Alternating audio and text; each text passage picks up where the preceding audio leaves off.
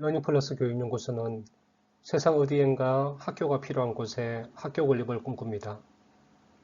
함께 꿈을 실현해가 하실 분들은 연락을 주시고 여러분들의 구독과 좋아요는 큰 힘이 됩니다.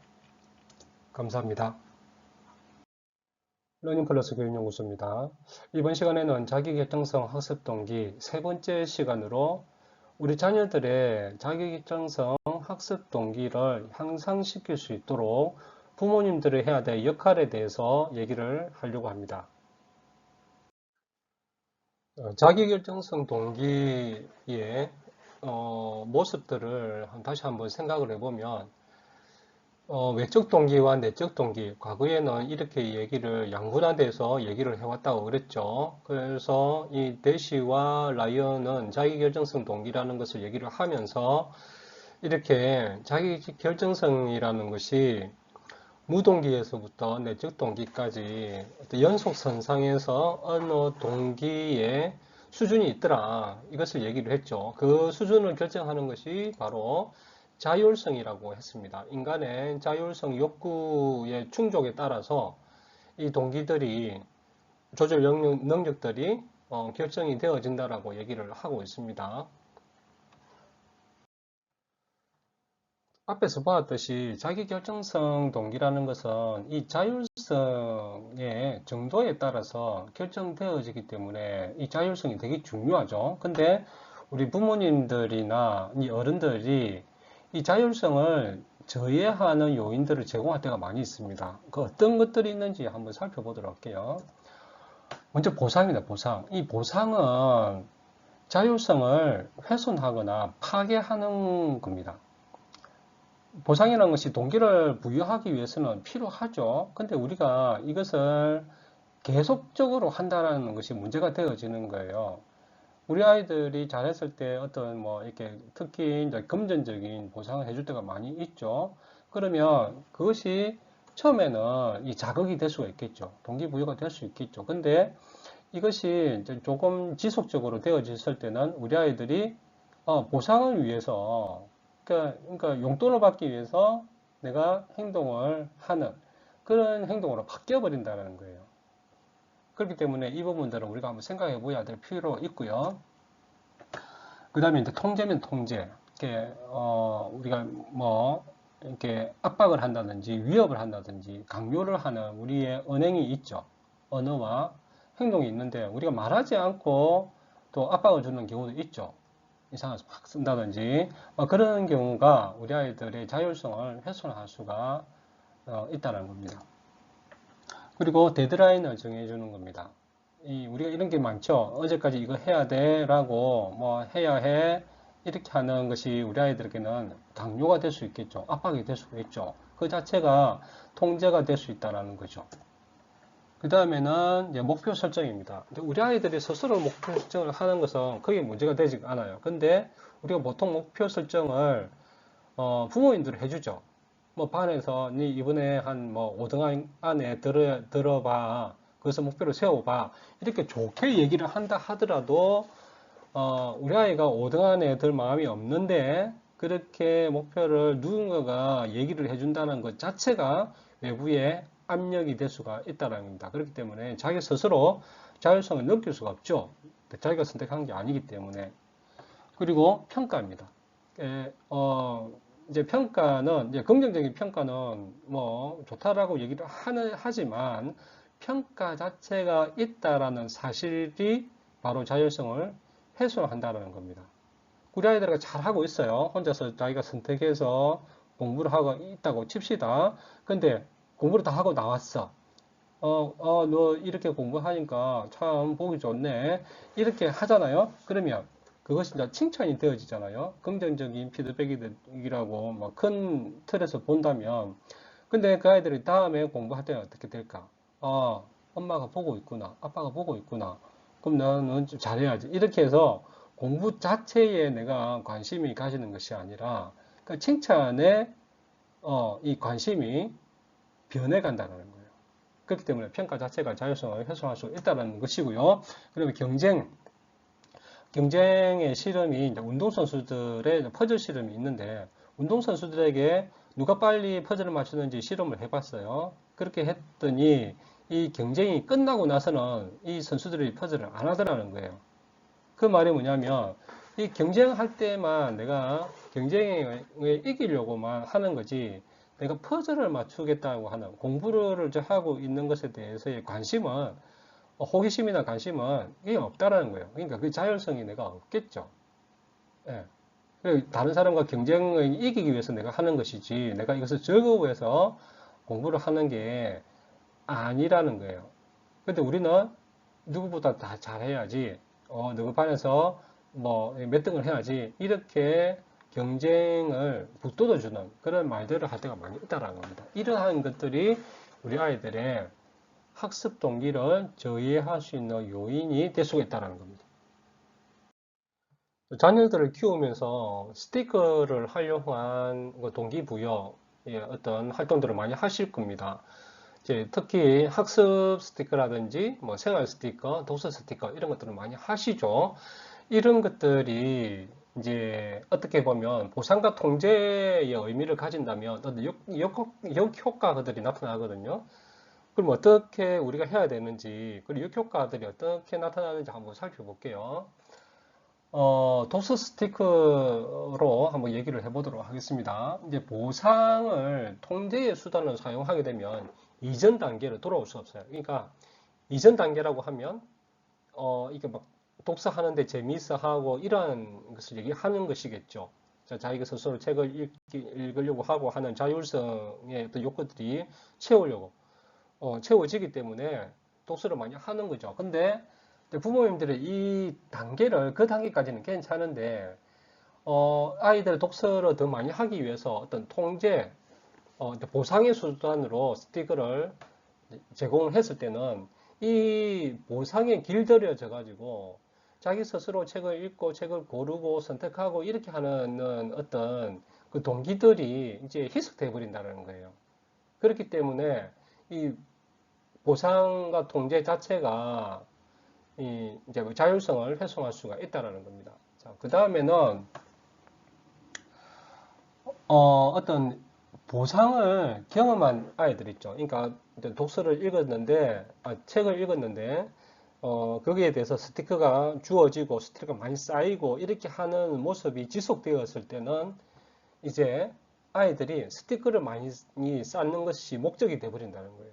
그렇기 때문에 스티커를 많이 또 쌓기 위해서 내가 책을 또 뭐 제대로 읽지 않고 책을 그냥 뭐 많이 읽으려고 그렇게 하는 모습들이 보인다는 겁니다. 그래서 아이들이 이렇게 보상이 주어지는 그런 상황에서는 그것이 지속되었을 때는 보상을 빠르고 쉽게 보상을 얻기 위해서 그 행동들이 바뀌어 버린다는 거예요. 자, 그리고 마지막으로는 보상을 이제 동기부여 그 이상을 사용하게 되면 부정적인 영향입니다. 아까 얘기를 한 것처럼 이 스티커를 하는 원래의 목적이 뭐였냐면 우리 아이들이 책을 스스로 읽고 책을 읽는 어떤 습관들을 들이기 위해서 독서 스티커를 이용을 하죠. 근데 이것이 이제 지속되었을 때, 이제, 우리 아이들이 스티커를 많이 쌓는 것이 목적이 돼버리기 때문에 우리 아이들이 책을 읽는 독서의 자체의 어떤 즐거움을 이제 더 이상 느끼지 못할 때가 있습니다. 스티커가 많이 쌓이는 즐거움밖에 없겠죠. 그렇기 때문에 이러한 이제 보상해주고 통제하는 그런 것들에 대해서 역효과가 일어날 수가 있다는 겁니다. 라이언의 자기결정성 학습 동기에 대한 실험이 이제 두 가지가 있는데 이 실험이 하나는 대학생을 대상으로 했고요. 하나는 초등학생을 대상으로 했어요. 근데 이 실험의 결과가 좀 중요한데 대학생을 대상으로 한 실험을 한번 살펴보도록 하겠습니다. A 집단과 B 집단 두 집단으로 나누었고요. A 집단에게는 좀 이게 과목이 어려운 뇌신경과 관련한 어떤 과목을 공부를 해서 나중에 평가하겠다, 시험 치겠다 얘기를 한 거죠. 그렇게 해서 공부를 시켰습니다.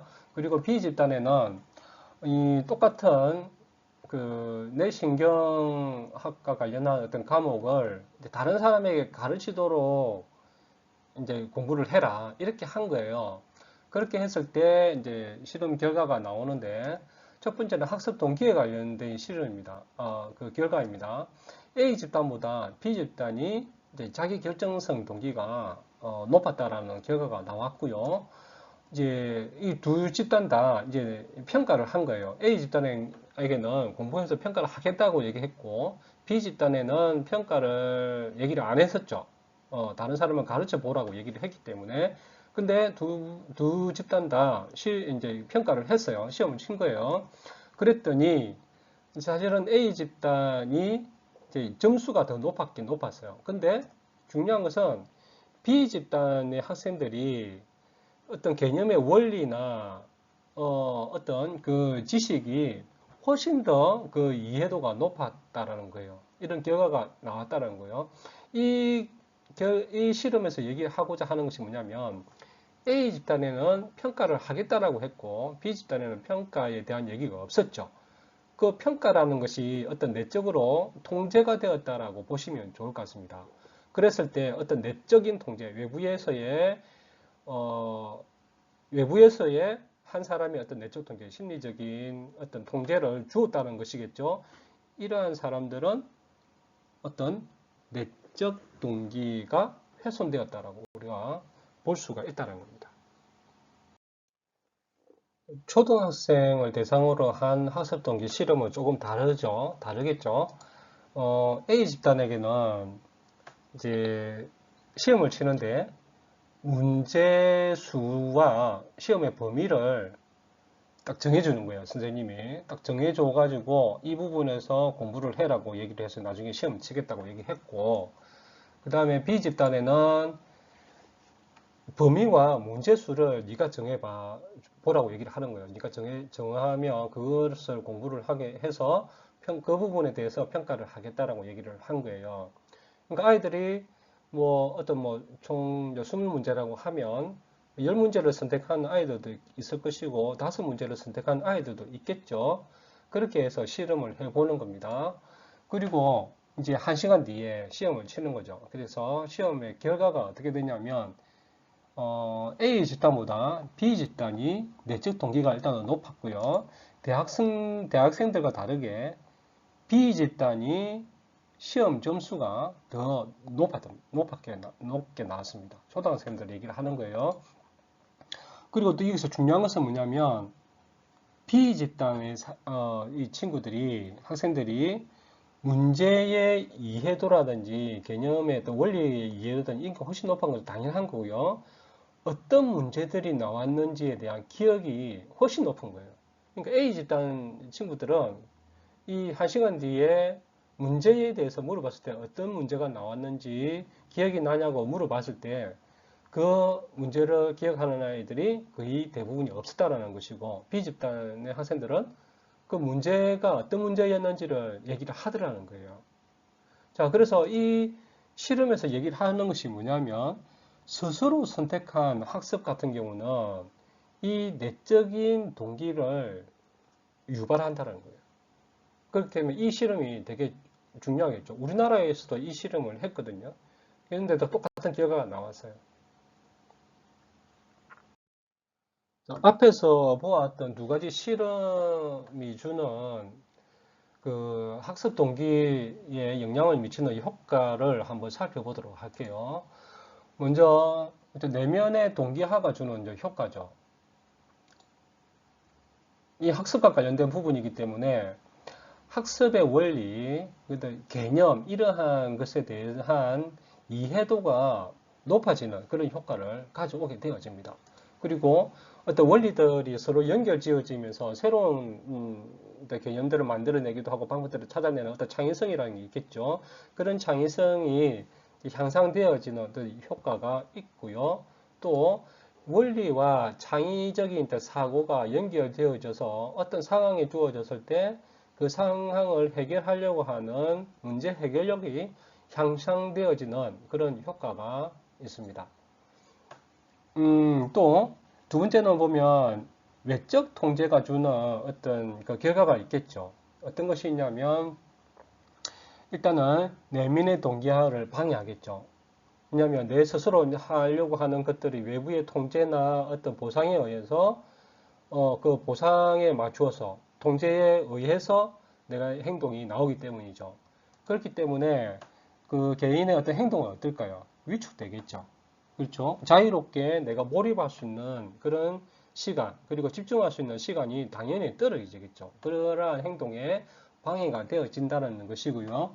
또 어떤 개념을 이해한다라든지 학습과 관련된 부분이기 때문에 개념을 이해한다라든지 어떤 창의적인 방법대로 생각을 한다라든지 문제를 해결하는 데 있어서의 방해가 되어지는 그런 그 역효과가 일어날 수가 있다라는 겁니다. 그러면 자기결정성 학습 동기를 향상시키는 것이 중요하겠죠. 그렇게 하려면 어떻게 해야 되느냐? 우리가 앞에서 얘기를 한 것처럼 자기결정성 학습 동기를 향상하기 위해서는 인간의 기본적 심리 욕구인 세 가지를 향상하면 된다 그랬죠. 그 세 가지가 바로 관계성, 유능성, 자율성이라는 겁니다. 이 세 가지를 충족시킬 수 있는 방법들을 우리가 생각을 해보자는 거죠.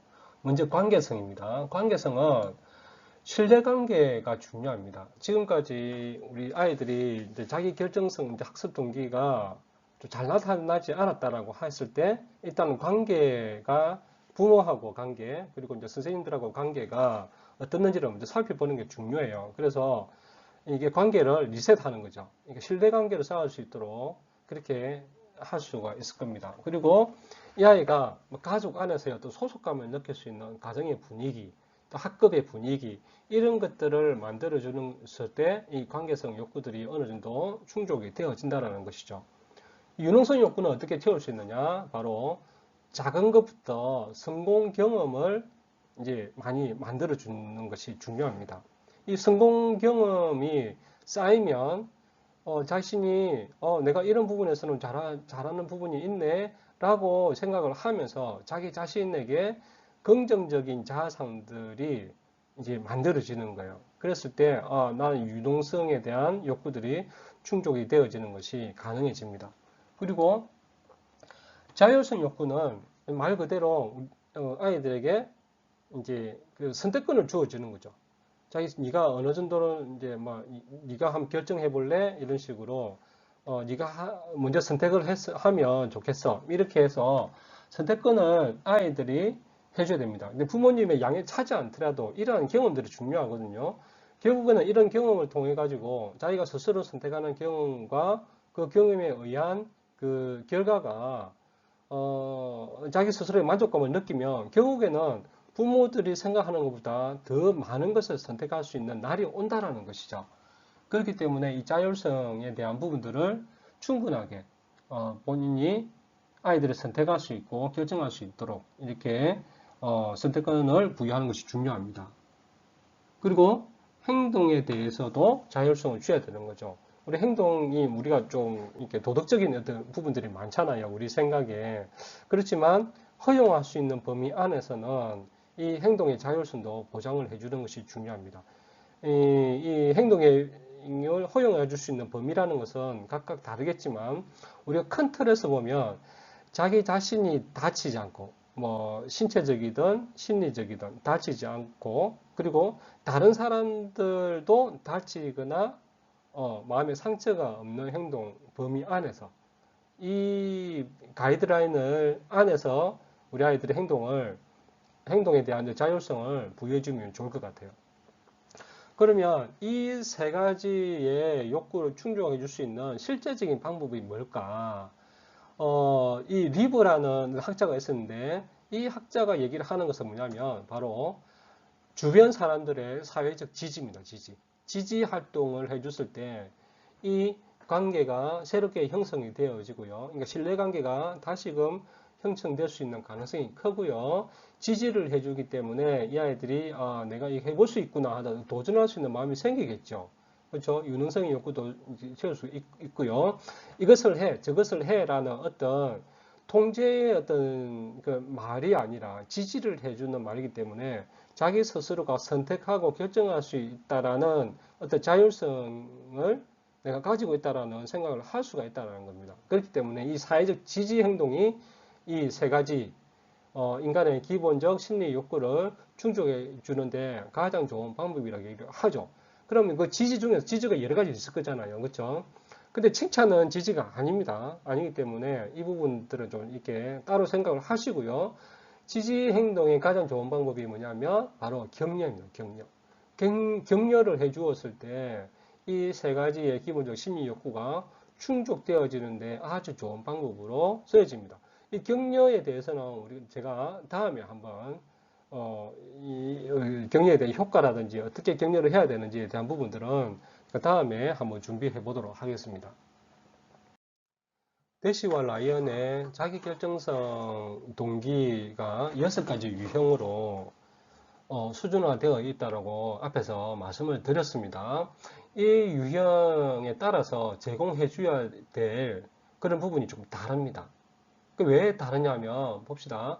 무동기, 그러니까 이제 학습된 무기력 상태와 비슷하다고 그랬죠. 이 학생들에게 유능성과 자기 이제 그 자율성을 제공해 준다고 하더라도 이 아이들은 움직이지가 않죠. 왜냐하면 동기가 낮다라는 것은 처음부터 동기가 낮았을까요? 그렇지 않거든요. 처음에는 많이 노력을 했겠죠. 근데 그 노력의 결과가 자기가 만족감을 느낄 수 없었거나 실패를 했거나 이런 경험들이 누적돼서 만들어졌기 때문이에요. 그렇기 때문에 우리 아이들이 지금 어느 상태인지를 제대로 알고 거기에 적절하게 어떤 그 이제 뭐 제공을 해 주었을 때 욕구 충족할 수 있는 어떤 활동들을 제공해 주었을 때 동기들이 향상될 수가 있죠. 회복될 수가 있겠죠. 그렇기 때문에 이 수준 어느 정도 수준인지 우리 아이들의 상태를 먼저 점검을 하시고 이 부분들을 생각해 주셨으면 좋겠습니다. 먼저 관계성 욕구들이 무동기 그리고 낮은 동기의 상태에 있는 아이들에게 먼저 해줘야 될 것이 바로 관계성 욕구입니다. 앞에서 말씀드렸겠지만 이 동기가 낮다라는 것은 우리 아이들이 많이 해봤어요. 그럼에도 그 결과가 제대로 나오지 않았어요. 근데 해봤다는 것은 자기 스스로 해본 것도 있지만 엄마의 강요, 아빠의 강압에 의해서 했던 부분들도 있을 거라는 거예요. 그러면 부모와 자녀 간의 동기가 낮다는 것은 그 부분에서 먼저 깨졌다라고 보시면 좋을 것 같아요. 그렇기 때문에 이 관계를 회복하는 것이 중요합니다. 이 관계가 회복되지 않으면 유능성이라는 자율성을 제공해두라도 그렇게 효과가 없어요. 그렇기 때문에 아주 기본적으로 관계가, 신뢰관계가 유지되어야만 그것이 가능합니다. 그 다음에 이제 그 외적 동기를 가진 아이들, 그러니까 뭐 외부에서 보상이나 통제에 의해서 행동하는 아이들 있죠. 이 아이들은 주로 행동이 적극적이지가 못하죠. 적극적이지 못한 이유가 바로 보상과 통제에 의해서 행동을 하기 때문입니다. 그렇게 했을 때 우리 아이들에게 제공해 줘야 될 것이 뭐냐면 적극적으로 이제 행동을 하기 위해서는 자신감이 있어야 되겠죠. 그래서 유능성 욕구를 채워주는 거예요. 이때 우리가 채워줘야 될 것이 뭐냐면 우리 아이들이 자기 스스로 했을 때 그것이 작은 성공이라 하더라도 그 성공 경험이 많아지면 나도 하면 잘 되네 하는 것이 계속 누적이 되어졌을 때 만들어지는 것이 뭐냐면 긍정적인 이제 자아상이랍니다. 나도 할 수 있네. 나도 그런 사람이구나 라는 생각이 만들어진다는 거예요. 그렇기 때문에 이 외적 동기에 의해서 움직이는 아이들의 상태라고 하면 유능성 욕구를 채워주는 것이 중요하고요. 그 다음에 자율성을 제공해 주는 것도 중요합니다. 내적 동기에까지, 외적 동기와 내적 동기 아이들에게는 이 자율성을 제공해 줘야 내가 선택한 것에 대해서 내가 만족감을 느껴야 되는 거잖아요. 그렇죠? 그렇기 때문에 이렇게 동기의 우리 아이들의 상태에 따라서 무엇을 먼저 제공해주고 무엇을 차선으로 제공해 줘야 되는지에 대한 부분들을 우리가 한번 생각해 볼 수 있었습니다. 자, 오늘의 럼플 포인트입니다. 보상이나 강요, 즉 외적 통제는 자율성을 훼손한다는 사실을 잊지 않았으면 좋겠습니다. 그리고 스스로 결정하도록 우리 아이들에게 선택권을 부여하는 그런 일들이 많았으면 좋겠고요. 그리고 어떤 관계성, 유능성, 자율성, 이것이 인간의 기본적 심리 욕구라고 했죠. 이런 부분을 채워줄 수 있도록 부모님들이 그 방법들을 한번 고민해 보셨으면 좋겠습니다. 그리고 이 기본적 심리 욕구를 채워줄 수 있는 가장 좋은 방법이 사회적 지지라고 그랬고요. 이 사회적 지지의 방법들 중에서 격려해주는 이 힘들을 여러분들이 한번 믿어 보셔서 우리 아이들에게 격려하는 그런 모습들을 많이 보여주셨으면 좋겠습니다.